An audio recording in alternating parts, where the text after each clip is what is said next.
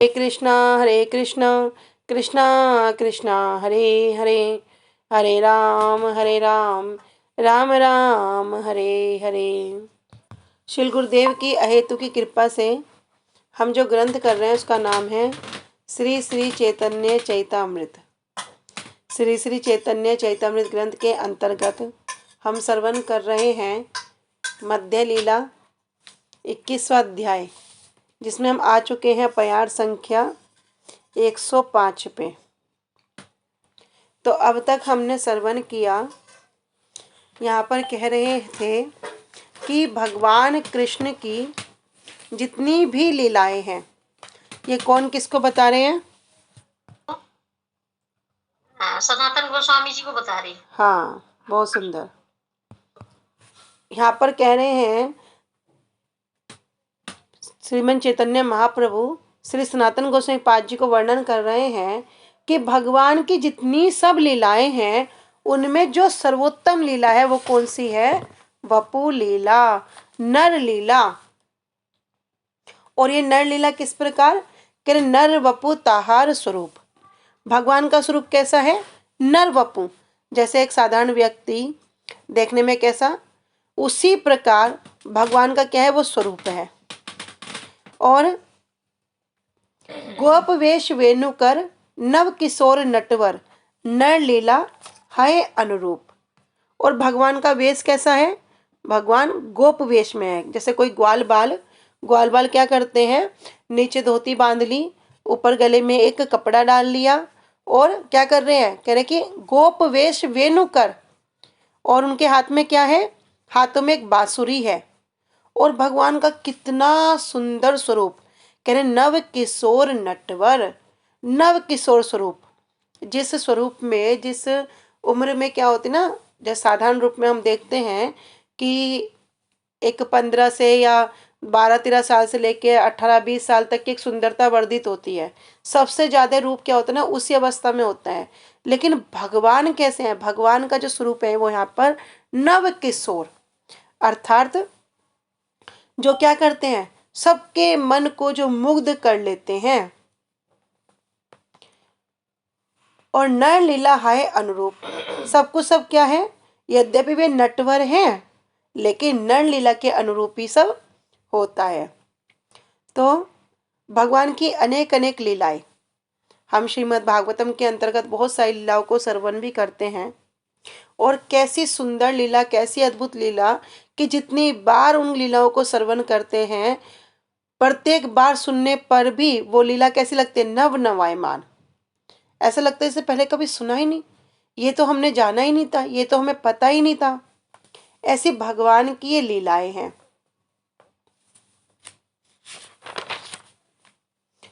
तो वासुदेव कृष्ण, जब कृष्ण के सौंदर्य अर्थात जब नंद नंदन के सौंदर्य को भी देखते हैं तो उनके मन में भी क्या होता है? लोभ हो जाता है। भगवान का जो ऐश्वर्य है, ऐसा भगवान का जो स्वरूप है, भगवान इतने सुंदर हैं कि अगर वासुदेव कृष्ण जो द्वारकेश कृष्ण हैं, वो अगर नंदनंदन अर्थात जो नंद बाबा के जो ब्रजेश नंदन कृष्ण हैं उनको देखते हैं तो उनके हृदय में भी लोभ हो जाता है। तो यहाँ बताते हैं कि भैया औरों की बात तो छोड़ दो, अरे जब साक्षात कृष्ण ही अपने आप को प्रतिबिंब में देखते हैं तब क्या है? तब वे स्वतः ही मोहित हो जाते हैं। इस प्रकार भगवान का स्वरूप। तो अनेक अनेक लीलाएं हमने श्रवण किया था इसमें कि कृष्ण जगत में क्यों आते हैं, नर लीला क्यों करते हैं। और भगवान की जो ऐसी लीला है इसको क्या बताते हैं? सामान्य लीला। जिससे क्या होगा? कोई भी व्यक्ति कोई क्यों ना हो, सामान्य व्यक्ति क्यों कोई ना हो, सबके सब क्या होते हैं? मुग्ध हो जाते हैं। अरे भैया सामान्य व्यक्ति की बात छोड़ दो, कह रहे जो इंद्र ब्रह्मा रुद्र ये भी क्या है ना, ये भी मुग्ध हो जाते हैं। कह रहे इनकी बात भी छोड़ दो, जो वैकुंठ में जो लक्ष्मी है ना, जो नारायण की पत्नी जो लक्ष्मी है, जिसको बताया पतिव्रता शिरोमणि, जब वो इन भगवान की लीलाओं को देखती है, भगवान के सौंदर्य को देखती है, तो वो भी क्या होती है? इनकी तरफ आकर्षित हो जाती है। अभी हमने इसमें एक विशेष बात श्रवण की थी कि जीव 5 वस्तु में फंसा है, कि 5 चीजों में जीव फंसा हुआ है। वो क्या है? जड़ रूप, जड़ रस, जड़ शब्द, जड़ गंध और जड़ स्पर्श। क्या करता है? चक्षु से इस जड़ रूप को दर्शन करता है, जिह्वा से इस जड़ रस को आनंद लेना चाहता है, इसका आस्वादन करना चाहता है। जड़ शब्द से, जैसे कहते ना भैया चुगली निंदा करें तो कितना आनंद आता है, 1 घंटा छोड़ो 4-4 घंटे भी निकल जाए तो कम लगता है। अभी तो स्टार्ट ही किया था, खत्म कैसे हो गया। कह रहे ये जड़ शब्द, जबकि वो वास्तव में हमारे कल्याण की वस्तु नहीं है, फिर भी क्या लगता है, इस जड़ आनंद में हम डूबे हुए हैं। फिर जड़ गंध, कह रहे क्या करेंगे, घ्राण से क्या करेंगे, जड़ संसार की वस्तुओं की खुशबू लेने के लिए आकुल व्याकुल रहेंगे। और जड़ स्पर्श, जैसे हमने काफी उदाहरण के माध्यम से जाना भी ना कि इन सब चक्रों के कारण क्या होता है, जीव मरता है। तो ये सब क्या करते हैं, ये सबको आकर्षित करने का उपाय है। ये 5 चीजों में व्यक्ति फंसा हुआ है। किंतु भगवान ने भी क्या किया, भगवान ने अपना सौंदर्य दिखा दिया। कैसा सौंदर्य? कह रहे भैया तुम्हें बड़ा रूप पसंद है तो क्या करो, तो देखो। किसको देखो? अपने आप को जगत में प्रकाशित कर दिया। आज विग्रह रूप में ठाकुर जी सब जगह उपस्थित हैं, सब जगह विराजमान है। कह रहे ना महाप्रभु कहते हैं विग्रह नाही तुम्ही साक्षात बजे नंदन। तुम साक्षात रूप में कौन हो? वही नंदन कृष्ण हो। तो भगवान ने क्या क्या देखो ना, किसको देखना है? अरे साक्षात रूप में देखो, जिसे देखने से वास्तव वस्तु की प्राप्ति हो, जिसे देखने से वास्तव सुख की प्राप्ति हो। तो देखो जड़ वस्तु में क्या लगा रहे हो, नित्य वस्तु में लगाओ। फिर भगवान ने क्या किया, जड़ रस। अभी जड़ रस में सब जीव आनंदित हो रहे हैं, फंसे पड़े हैं, बार बार पुनरपि जन्म पुनरपि मरणम इसमें लगे हुए हैं। किंतु भगवान ने क्या किया, जीवा को भी रस दे दिया। क्या करो, जीवा से भगवान के महाप्रसाद को ग्रहण करो। इसलिए कहते ना करी वारे जीवा जय, स्वप्रसाद अन्न दिला भाई। फिर शब्द, अरे जड़ संसार की वार्ता करने में हम सब इतने व्यस्त हैं, इतने व्यस्त हैं, अगर किसी चुगली निंदा हो जाए ना बस फिर तो फोन पे 1 घंटा 2 घंटा लग गया। और उसके बाद कोई विशेष काम आ गया ना तो कहेंगे थोड़ी देर रुक, मैं भी तुझे बैक कॉल करती हूँ। सब काम पीछे रख के क्या करेंगे, बात करेंगे। क्यों? जड़ संसार की चुगली निंदा इधर उधर की बात करने में आनंद आ रहा है। लेकिन हल्की वस्तु पे जब कोई भारी वस्तु डाल दो तब क्या होगा, फिर वो हल्की वस्तु का आनंद नहीं लगेगा। इसी प्रकार भगवान की लीलाएं, भगवान की कथाएं, भगवान किस प्रकार ब्रह्मांड घाट में मिट्टी खाने की लीला करते हैं, ब्रह्मांड किस प्रकार अग्निपान करते हैं, भगवान किस प्रकार की राज्य को धारण करते हैं, भगवान किस प्रकार मैया यशोदा के डर से रोते हैं। जब ऐसी सी लीलाओं को कथाओं को श्रवण करते हैं फिर तो हृदय भी आनंदित होता है और साथ साथ नित्य वस्तु की ओर, वास्तव वस्तु की ओर अग्रसर भी होते हैं। फिर अभी जीव फंसा हुआ किसमें, गंध में, जो जड़ गंध है। किंतु इसी को क्या करो, अभी भगवान में लगा दो। क्या होगा फिर, भगवान की जो प्रसादी है उसको ग्रहण करेगा, उसको सेवन करेगा। फिर जड़ स्पर्श, 5वीं वस्तु क्या है, स्पर्श में फंसा हुआ है। लेकिन जब कोई विग्रह सेवा हरि गुरु वैष्णव की सेवा में लग जाता है तब क्या होगा, उसका कल्याण हो जाता है। तो भगवान कहते हैं तुम्हें अपना सौंदर्य दिखा दिया, तुम्हें रूप पसंद है तो देखो सौंदर्य को, तुम्हें रस पसंद है तो रस ग्रहण करो, शब्द पसंद है शब्द को ग्रहण करो। भगवान के नाम रूप गुण लीला सब कुछ जगत में प्रकाशित कर दिया।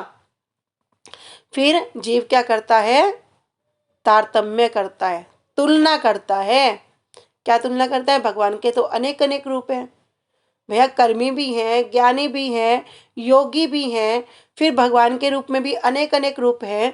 तो मैं क्या श्रेष्ठ है और क्या निम्न है, क्या करने से मुझे ऊंची वस्तु की प्राप्ति होगी। तब विचार करते करते जब उसे पता चलता है भैया एते चांस कला पुंसाम कृष्णस्तु भगवान स्वयं। भगवान कौन है, एकमात्र कृष्ण भगवान है। तो प्रमाण क्या? प्रमाण हम सब जानते भी हैं। तो भगवत गीता में क्या कह रहे हैं? जहाँ पे धृतराष्ट्र वाचा वहाँ पर धृतराष्ट्र जी कह रहे हैं, जहाँ पर संजय वाचा वहाँ संजय बोल रहे हैं, जहाँ पर अर्जुन वाचा वहाँ अर्जुन बोल रहे हैं। लेकिन जहाँ पर लिखा है श्री भगवान वाचा वहाँ नहीं लिखा कृष्ण वाचा, वहाँ लिखा श्री भगवान वाचा। भैया ये कोई साधारण व्यक्ति बात नहीं कह रहे, साक्षात भगवान कह रहे हैं। दूसरा प्रमाण हो गया श्रीमद् भागवतम में कृष्णस्तु भगवान स्वयं। फिर और भी आगे जा सकते हैं कि भैया साधना किसकी करनी है, पूजा किसकी करनी है? एक साधे सब सदे, सब साधे सब जाए।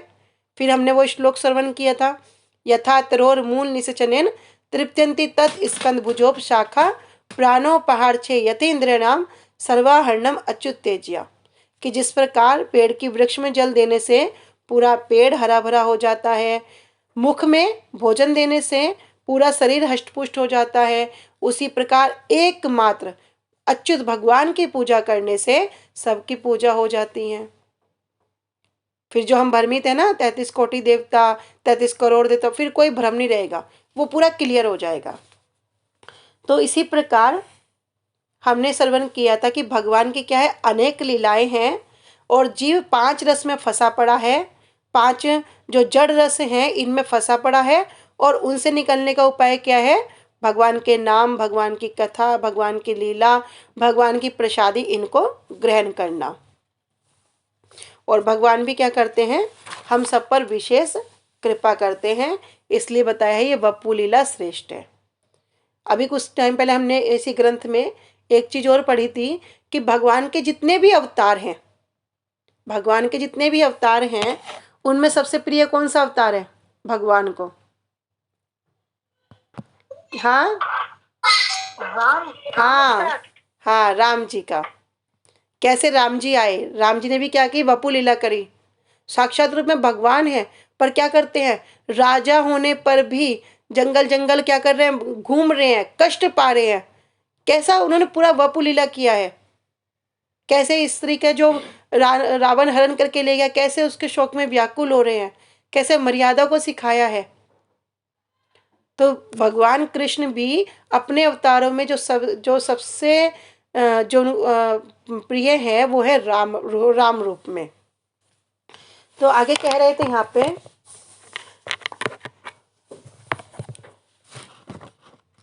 तब श्री चैतन्य महाप्रभु कह रहे हैं कि हे सनातन, क्या करो? रूपेर एक कण, भगवान का जो विग्रह है, विग्रह का जो माधुर्य है वो तो अनंत है, लेकिन उसका मैं क्या कर रहा हूं? तुमको एक कण दे रहा हूं। और वो एक कण भी कैसा है? वो तीनों लोकों को, तीनों भुवन को डुबो देने वाला है। कौन से 3 भवन हमने सुने थे? अंतरावास बोल, हाँ बोलो। और मध्य में तो भगवान के 3 प्रकोष्ठ थे, अंतरावास, बाह्यावास और मध्यम आवास। अंतर में गोलोक धाम, मध्यम आवास में वैकुंठ धाम और बाह्यावास में देवी धाम। दूसरे शब्द में कह रहे थे गोकुल, मथुरा और द्वारका, तीनों भुवन को क्या करने वाला है? डुबो देने वाला है भगवान की माधुरी का एक कण। और सर्व प्राणी करे आकर्षण। तो हमने पहले भी श्रवण किया है, सर्व प्राणी क्या? भैया प्राणियों की बात तो छोड़ दो, भैया हम तो साधारण जीव हैं। जो ब्रह्मा, इंद्र, रुद्र आदि हैं उनको भी भगवान आकर्षित कर लेते हैं। साक्षात अभी लक्ष्मी जी के विषय में सुन रहे हैं, आगे श्रवण भी करेंगे कि जो पतिव्रता जो शिरोमणि है, साक्षात जो लक्ष्मी जी हैं, वे भी उनके रूप को देखकर आकर्षित हो जाती हैं। आज भी क्या कर रही है? बेलवन में तपस्या कर रही है। फिर भगवान की जो योगमाया शक्ति है वो विशुद्ध सत्व की परिणति है। और भगवान क्या करते हैं? तार शक्ति लोक दिखाई थे, अपनी शक्ति को दिखाने के लिए यहाँ पर सब लीला करते हैं। ए रूप रत्न भक्त गणेर गुणधन प्रकट कैला नित्य नित्य लीला हाइते। और ये सब क्या है? ये बड़ी श्री कृष्ण के जो भक्त हैं, भगवान ने क्या किया? अपने भक्तों के लिए जो बड़ी गोपनीय हैं, जो बड़ी गुप हैं, उन सब लीलाओं को क्या कर दिया? इस जगत में प्रकट कर दिया। विशुद्ध सत्व का हमने अर्थ समझा था। कोई बता सकते हैं? विशुद्ध सत्य का अर्थ था कि भगवान की शक्ति की 3 वृत्ति हैं। भगवान की शक्ति की संदनी, संविद और अलादनी। तो ये क्या हैं? जो उनसे युक्त हैं और क्या करते हैं? भगवान जिसके द्वारा अपने आप को, अपने परिकरों को इस जगत में प्रकाशित करते हैं। तो यह विशुद्ध सत्व।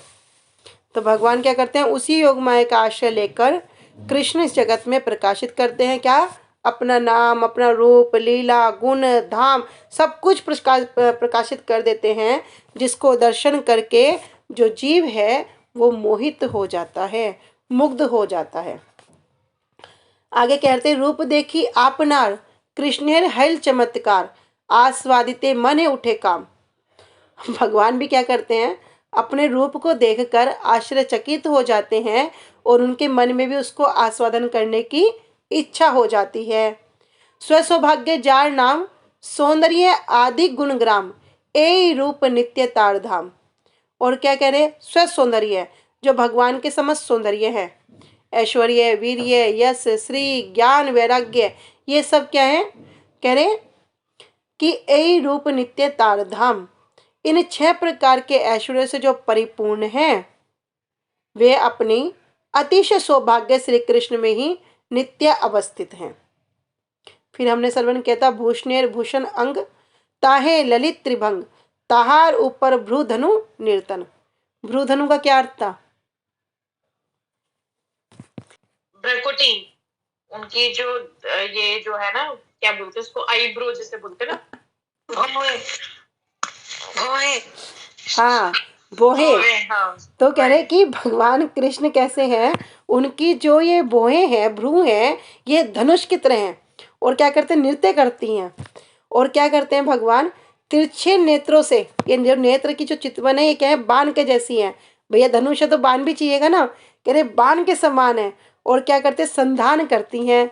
किसको संधान करती हैं? धनुष भी है, बाण भी है, तो किसी को तो लक्ष्य करेंगी।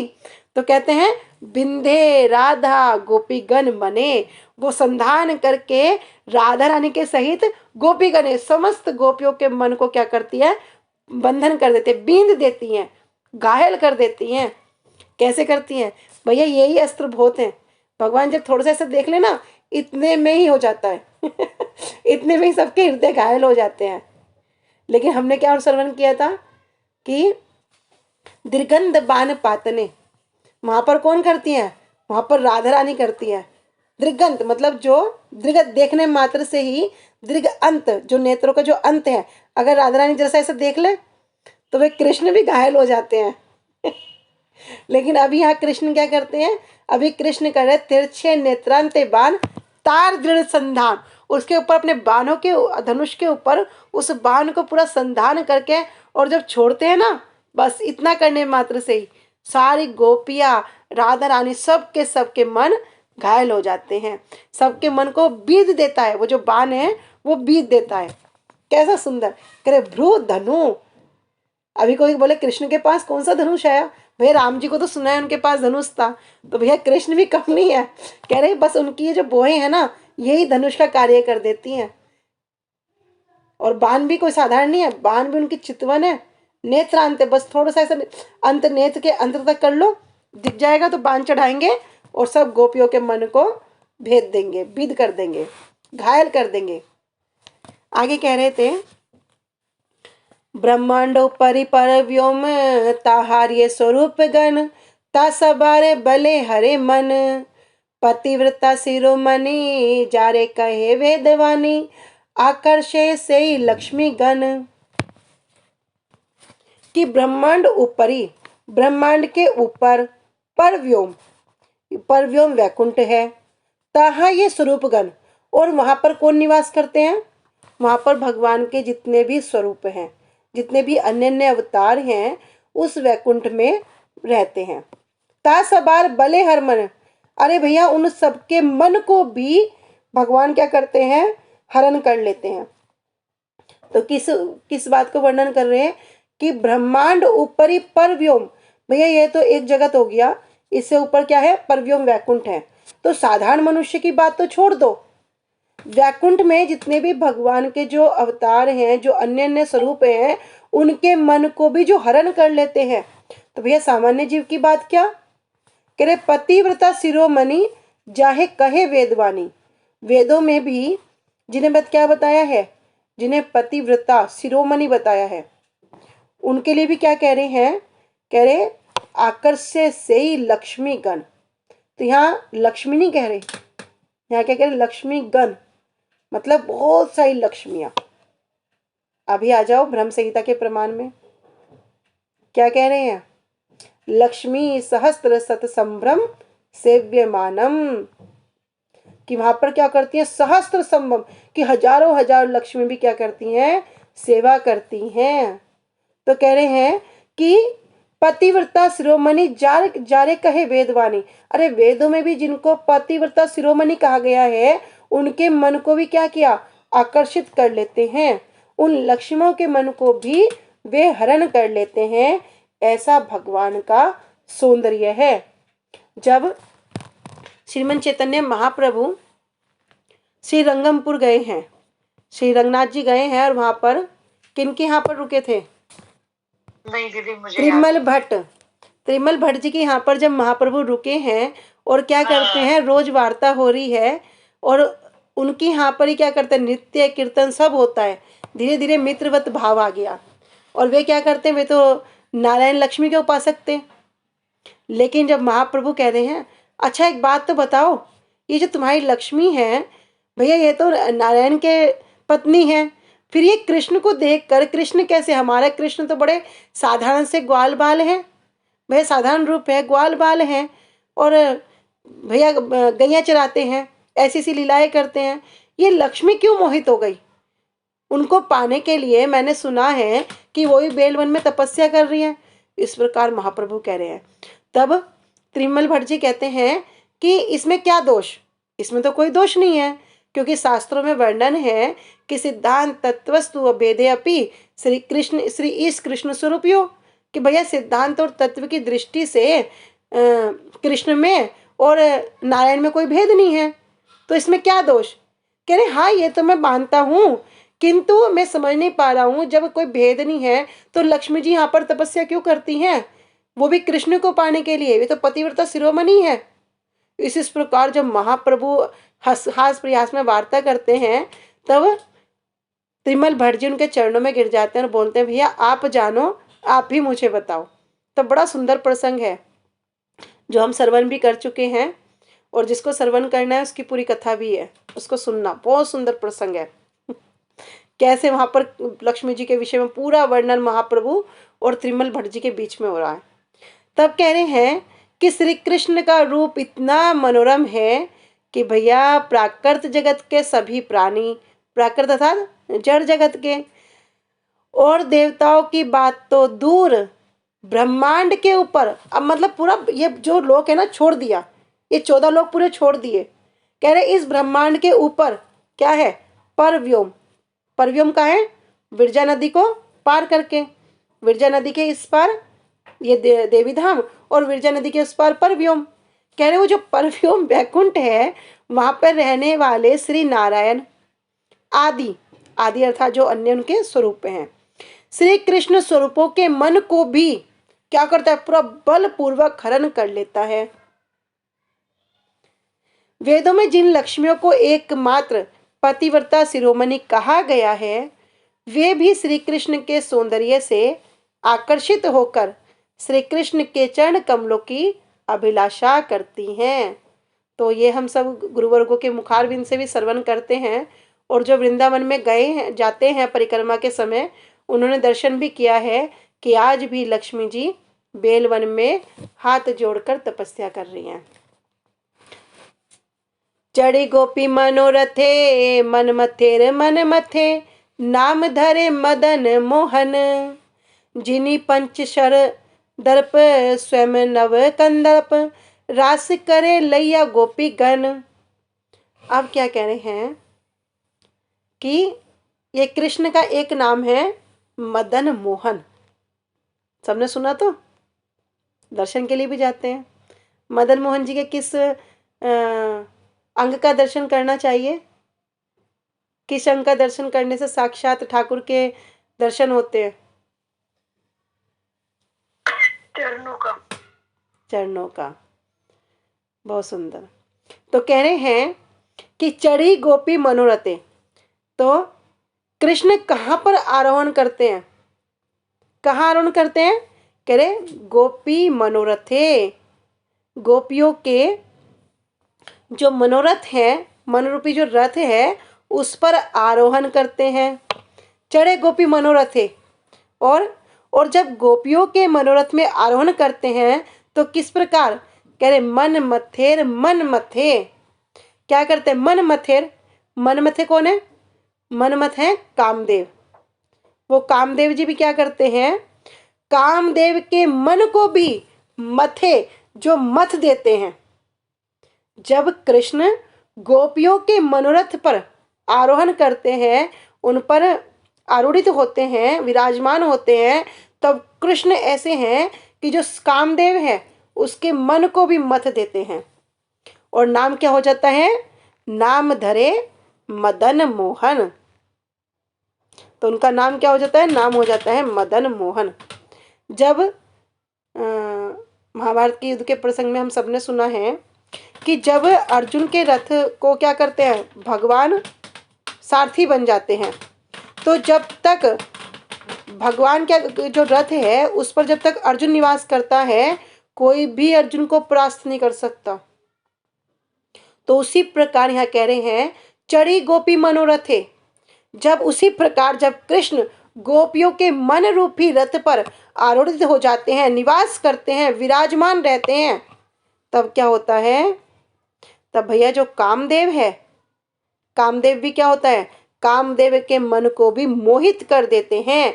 इसलिए इनका नाम पड़ा नाम धरे मदन मोहन। इसलिए नाम हो गया मदन मोहन। कहते हैं राधा सा इति कृष्णा सा मदन मोहना। जब कृष्ण राधा जी के साथ रहते हैं तब कैसा उनका सौंदर्य है, तब क्या होते हैं? मदन मोहन। और जब अन्य कहीं भी हो, कह रहे जो विश्व मोहन है वे भी क्या है? वे भी मदन मोहित हो जाते हैं। कैसे? जब राधा जी पास ना हो तो कृष्ण क्या है? विश्व मोहन होने पर भी, सबको अपनी ओर आकर्षित कर लेने पर भी स्वयं क्या होते हैं? उस काम से मुग्ध हो जाते हैं। लेकिन जब राधा रानी के साथ में हो तो भैया कह रहे मन मथेर मन मथे। भैया इस कामदेव के मन को भी जो मथ लेते हैं, हरण कर लेते हैं, मुग्ध कर देते हैं।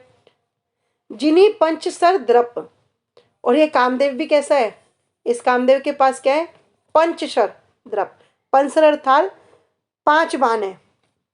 और ये 5 बाण भी कोई साधारण नहीं है, बड़े खतरनाक है। किसी को एक बाण लग जाए ना तो पूरी सृष्टि क्या है? सब काम के आतुल हो जाएगी, सब काम के प्रभाव से ग्रस्त हो जाएगी एक बाण से। कह रहे 5 बाण हैं और स्वयं नव कंदर्प। तो ये जो 5 बाण हैं कामदेव के, ये बड़े पावरफुल है। भैया जिस बाण ने क्या किया? शिव जी की तपस्या को भंग कर दिया। ऐसे 5 बाण जो बड़े बड़े जो ऋषि हैं उनकी तपस्या को भंग कर देते हैं। और कृष्ण कैसे हैं? कह रहे दर्प। दर्प कहते हैं अहंकार को। तो उन 5 बाणों को जो अहंकार है, कामदेव को जो अपने 5 बाण का अहंकार है ना, उसको भी नष्ट कर देती है। अब कह रहे नवकंदर्प। नवकंदर्प कैसे कह रहे हैं? नवीन कामदेव। तो जो स्वयं कामदेव है वो क्या करते हैं? कामदेव के बाण किस प्रकार से उन पर प्रभाव डाल सकते हैं। कृष्ण के लिए कह रहे नवकंदर्प। भैया ये तो साक्षात रूप में कौन है? ये कामदेव को भी जो मंथन कर दे, ऐसे हैं। तो जो कामदेव के बाण हैं वो कैसे इन पर प्रभाव डालेंगे? ये कौन है? रति के पति कामदेव। ये भी कैसे हैं? ये भी जड़ कामदेव हैं। इसलिए क्या हो गया? ये भी भगवान का एक अंश है। तो जो मूल कामदेव हैं वो है कृष्ण, और वो ही वास्तव में कामदेव है। तो इसलिए हम बता रहे हैं कि जो स्वयं कंदर्प है उनको कामदेव के बाण भी स्पर्श नहीं कर सकते। तो वो लीला हमने सबने श्रवण किया प्रसंग कि किस प्रकार वो रासलीला के समय कामदेव सब पर विजय करके आता है ना भगवान के पास कि मैं क्या करना चाहता हूँ, मैं तुमसे युद्ध करना चाहता हूँ। भगवान कह रहे ठीक है, युद्ध करना है करेंगे, अच्छा तो समय बताओ कब आना है, कब क्या करना है। कह रहे ठीक है, पूर्णिमा के रात्रि में करेंगे, जब पूरा चांदनी चांदनी होगी और मैं अकेला नहीं होऊंगा, सब गोपियों के साथ होऊंगा। तो कामदेव बोलते ना कितने पुरुष होंगे, कोई पुरुष नहीं, मैं अकेला ही होऊंगा पुरुष, सब गोपियां होंगी। कामदेव तो बड़े खुश, मेरा काम तो आसान हो गया। वो सबने प्रसंग श्रवण किया है, अभी ज्यादा नहीं लेंगे। तो कह रहे चढ़ी गोपी मनोरथे मन मथे नाम धरे मदन मोहन। जब कृष्ण राधा रानी के मन के रूपी रथ पे आरूढ़ित हो जाते हैं, विराजित हो जाते हैं, तब क्या होते हैं, वे कामदेव के मन को भी मथने वाले हो जाते हैं। गोपियों के अनुकूल चित्त वृत्ति रूप मनोरथ पर चढ़कर उनके द्वारा अपनी सेवा स्वीकार करके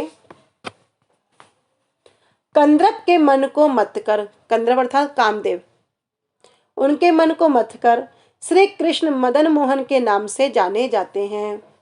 रूप रस गंध शब्द स्पर्शात्मक 5 बाण वाले मदन के अपने सौंदर्य के द्वारा नारी विमोहन रूप अहंकार को, कह रहे अहंकार था द्रप को क्या करते हैं, पैरों के नीचे रोंद कर श्री कृष्ण स्वयं नव कंद्रप ब्रज में अप्राकृत नवीन मदन बनकर गोपियों के साथ रास में क्रीड़ा करते हैं। तो जो अभी भगवान का सौंदर्य किस प्रकार है और जब राधा रानी के साथ है तो सौंदर्य कितना वर्धित है, सब कुछ यहाँ पर वर्णन कर दिया। आज हम यहीं तक रखते हैं, आगे कल श्रवण करेंगे। वांछा कल्पतरुभ्यश्च कृपा सिंधुभ्येव च पतितानां पावनेभ्यो वैष्णवेभ्यो नमो नमः। श्री गुरुदेव की जय, अनंत कोटि वैष्णव वृंद की जय। निताई गौर प्रेमानंदे हरि हरि बोल। हरे कृष्णा, सभी को दंडवत प्रणाम। हरे कृष्ण दीदी, दंडवत प्रणाम।